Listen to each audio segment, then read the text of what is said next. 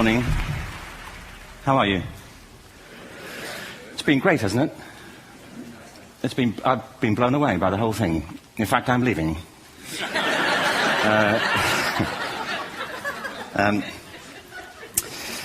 There have been three themes, haven't there, running through the conference, which are relevant to what I want to talk about. One is the extraordinary evidence of human creativity in all of the presentations that we've had and in all the people here.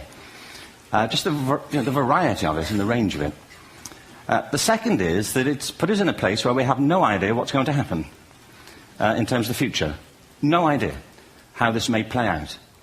I have an interest in education. Actually, what I find is everybody has an interest in education. Don't you? I find this very interesting. If you're at a dinner party and you say you work in education, actually, you're not often at dinner parties, frankly. If you work in education, you're not asked, and you're never asked back, curiously. That's I think it strikes me. But if you are, and you say to somebody, they say, what do you do? And you say, you work in education, you can see the blood run from their face. They think, oh my God, why me? It's my one night out all week. But if you ask people about their education, they pin you to the wall. Because it's one of those things that goes deep with people. Am I right? Like religion and money and other things. So I have a big interest in education, and I think we all do. We have a huge vested interest in it, partly because it's education that's meant to take us into this future that we can't grasp. If you think of it, children starting school this year will be retiring in 2065. Nobody has a clue, despite all the expertise that's been on parade for the past 4 days, what the world will look like in 5 years' time.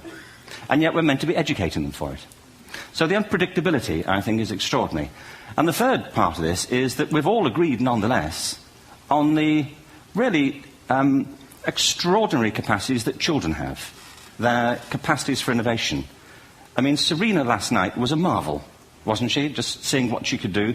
And she's exceptional, but I think she's not, so to speak, exceptional in the whole of childhood.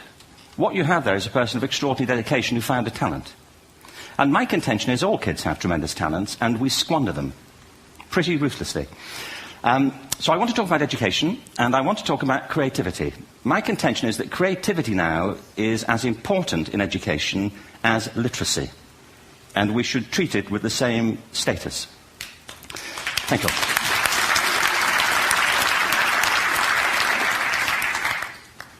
That was it, by the way. Thank you very much.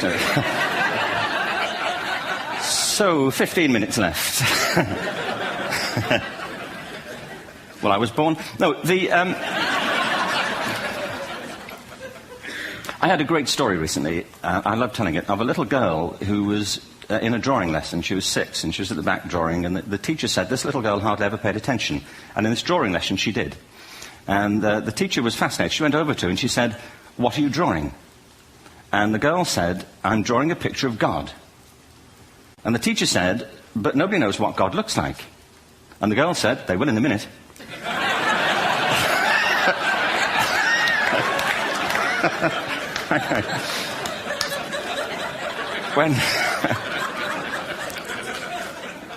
When my son was 4 in England, actually he was 4 everywhere, to be honest. I mean, if we're being strict about it, wherever he went, he was 4 that year. But he was in the Nativity play. Do you remember the story? No, it was big. It was a big story. Mel Gibson did the sequel. You may have seen it. I don't know. It was Nativity 2. But James got the part of Joseph, which we were thrilled about. We consider this to be one of the lead parts. We had the place crammed full of agents in T-shirts, James Robinson is Joseph. He didn't have to speak, but do you know the bit where the 3 kings come in? They come in bearing gifts, and they bring gold, frankincense, and myrrh. This really happened. We're sitting there, and they, I think, just went out of sequence. Because we talked to the little boy afterwards and said, are you okay with that? And they said, yeah, why was that wrong? They just switched. I think that was it. Anyway, the 3 boys came in, little 4-year-olds with tea towels on their heads, and they put these boxes down. The first boy said, I bring you gold. And the second boy said, I bring you myrrh. And the third boy said, Frank sent this.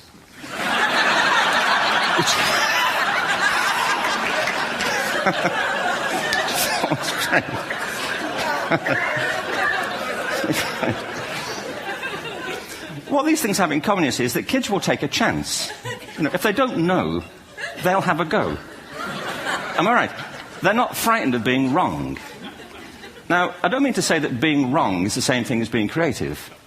What we do know is, if you're not prepared to be wrong, you'll never come up with anything original. If you're not prepared to be wrong. And by the time they get to be adults, most kids have lost that capacity. They have become frightened of being wrong. And we run our companies this, by the way. We stigmatize mistakes. And we're now running national education systems where mistakes are the worst thing you can make.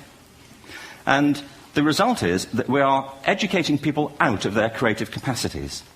Picasso once said this. He said that all children are born artists. The problem is to remain an artist as we grow up. I believe this passionately, that we don't grow into creativity, we grow out of it. Or rather, we get educated out of it. So why is this? I lived in Stratford-on-Avon until about 5 years ago. In fact, we moved from Stratford to Los Angeles. So you can imagine what a seamless transition, this was from LA. Actually, we lived in a place called Snitterfield, just outside Stratford, which is where Shakespeare's father was born. Are you struck by a new thought? I was. You don't think of Shakespeare having a father, do you? Do you? Because you don't think of Shakespeare being a child. Do you? Shakespeare being 7. I never thought of it. I mean, he was 7 at some point. He was in somebody's English class, wasn't he? Do you understand? Really? How annoying would that be?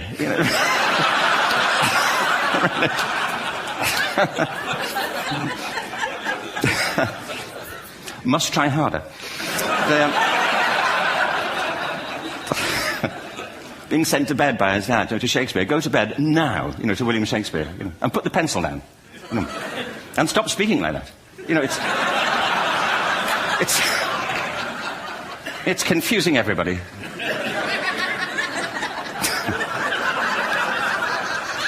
Anyway,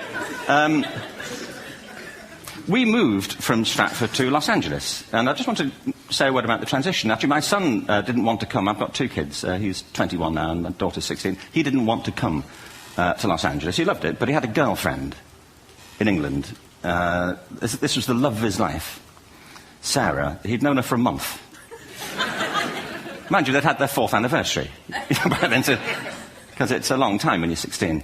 Anyway, he was really upset on the plane. He said, "I'll never find another girl like Sarah." And we were rather pleased about that, frankly, because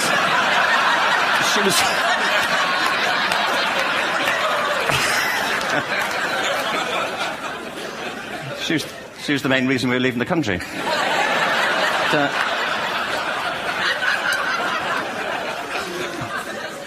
But something strikes you when you move to America and when you travel around the world. Every education system on Earth has the same hierarchy of subjects. Everyone, doesn't matter where you go. You'd think it would be otherwise, but it isn't. At the top are mathematics and languages, then the humanities, and at the bottom are the arts, everywhere on Earth. And in pretty much every system, too, there's a hierarchy within the arts. Art and music are normally given a higher status in schools than drama and dance. There isn't an education system on the planet that teaches dance every day to children the way we teach them mathematics. Why? Why not? I think this is rather important. I think maths is very important, but so is dance. Children dance all the time if they're allowed to. We all do. We all have bodies, don't we? Did I miss a meeting? I think... Truthfully, what happens is, as children grow up, we start to educate them progressively from the waist up. And then we focus on their heads, and slightly to one side. If you were to visit education as an alien and say, what's it for, public education, I think you'd have to conclude, if you look at the output, who really succeeds by this, who does everything they should, who gets all the brownie points, who are the winners. I think you'd have to conclude the whole purpose of public education throughout the world is to produce university professors. Isn't it? They're the people who come out the top, and I used to be one. So there, And I like university professors, but, we shouldn't hold them up as the high watermark of all human achievement. They're just a form of life. Another form of life. But they're rather curious, and I say this out of affection for them. There's something curious about professors. In my experience, not all of them, but typically, they live in their heads. They live up there, and slightly to one side. They're disembodied, in a kind of literal way. They look upon their body as a form of transport for their heads. It's... Don't they? It's a way of getting their head to meetings.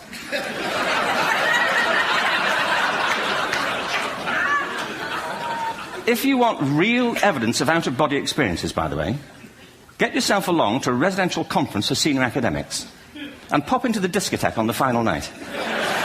And there you will see it. Grown men and women writhing uncontrollably off the beat. Waiting to end so they can go home and write a paper about it. Now, our education system is predicated on the idea of academic ability. And there's a reason. The whole system was invented around the world. There were no public systems of education really before the 19th century.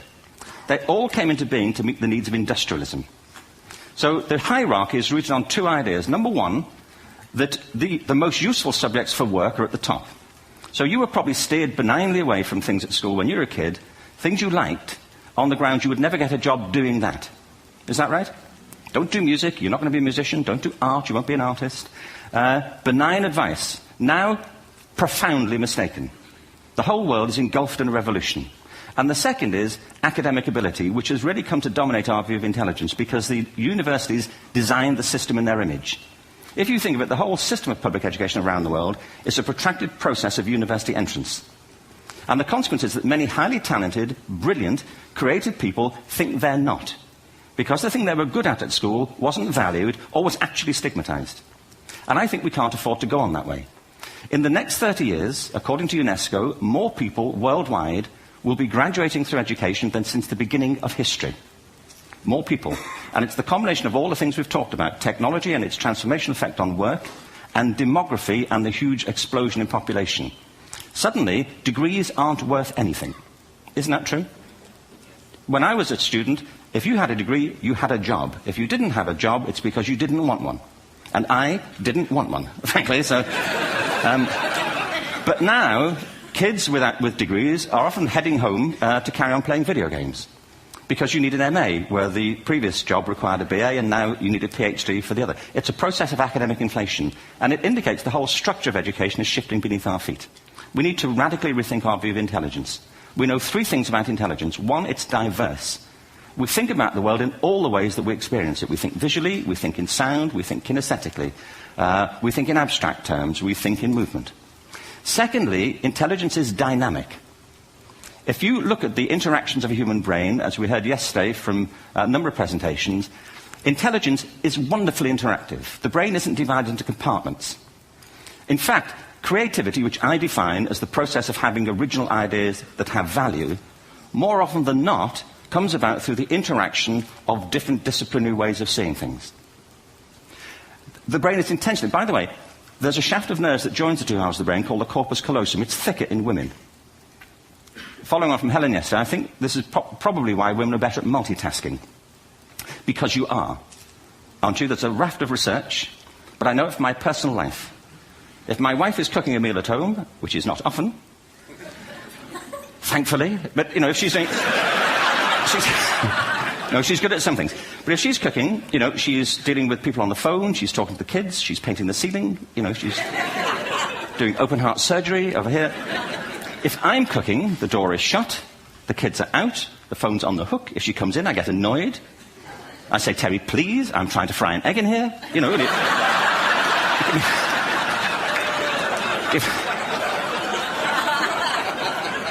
Give me a break.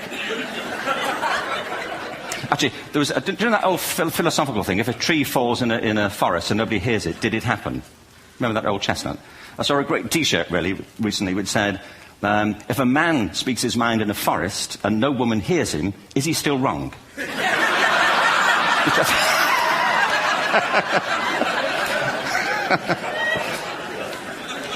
And the third thing about intelligence is it's distinct. I'm doing a new book at the moment called Epiphany, which is based on a series of interviews with people about how they discovered their talent. I'm fascinated about how people got to be there. It's really prompted by a conversation I had with a wonderful woman who most people have never heard of. She's called Gillian Lynn. Have you heard of her? Some have. She's a choreographer, and everybody knows her work. She did Cats. and Phantom of the Opera. She's wonderful. I used to be on the board of the Royal Ballet in England, as you can see. And anyway, Jill and I had lunch one day. I said, how'd you get to be a dancer? And she said it was interesting. When she was at school, she was really hopeless. And the school in the 30s wrote to her parents and said, we think Gillian has a learning disorder. She couldn't concentrate. She was fidgeting. I think now they'd say she had ADHD. Wouldn't you? But this was the 1930s, and ADHD hadn't been invented, at this point, so it wasn't an available condition. People weren't aware they could have that. Anyway, she went to see this specialist. So this oak-panelled room, and she was there with her mother, and she was led and sat on this chair at the end, and she sat on her hands for 20 minutes while this man talked to her mother about all the problems Gillian was having at school. And at the end of it, because she was disturbing people, her homework was always late and so on, little kid of 8, in the end, the doctor went and sat next to Gillian and said, Gillian, I've listened to all these things that your mother's told me. I need to speak to her privately. So he said, wait here, we'll be back. We won't be very long. And they went and left her. But as they went out the room, he turned on the radio that was sitting on his desk. And when they got out the room, he said to her mother, just stand and watch her. And the minute they left the room, she said she was on her feet, moving to the music. And they watched for a few minutes, and he turned to her mother, and he said, Mrs. Lynn, Gillian isn't sick. She's a dancer. Take her to a dance school. I said, what happened? He said, she did. I can't tell you how wonderful it was. We walked in this room, and it was full of people like me. People who couldn't sit still. People who had to move to think. Who had to move to think. They did ballet, they did tap, they did jazz, they did modern, they did contemporary. She was eventually auditioned for the Royal Ballet School. She became a soloist. She had a wonderful career at the Royal Ballet. She eventually graduated from the Royal Ballet School, found her own company, the Gillian Dance Company, met Andrew Lloyd Webber. She's been responsible for some of the most successful musical theatre productions in history. She's given pleasure to millions, and she's a multi-millionaire. Somebody else might have put her on medication and told her to calm down. Now, I think...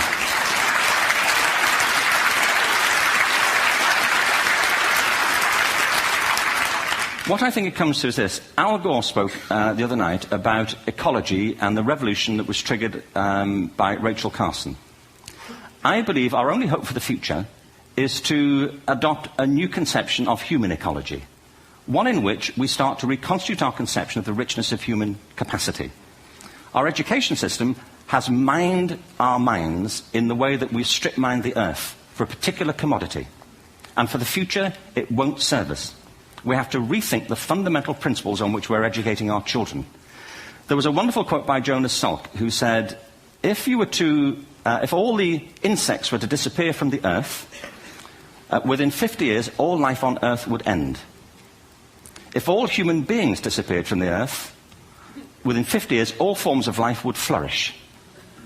And he's right. What TED celebrates is the gift of the human imagination. We have to be careful now that we use this gift wisely and that we avert some of the scenarios that we've talked about. And the only way we'll do it is by seeing our creative capacities for the richness they are and seeing our children for the hope that they are. And our task is to educate their whole being so they can face this future. By the way, we may not see this future, but they will. And our job is to help them make something of it. Thank you very much. Bravo. Here, here. Stand.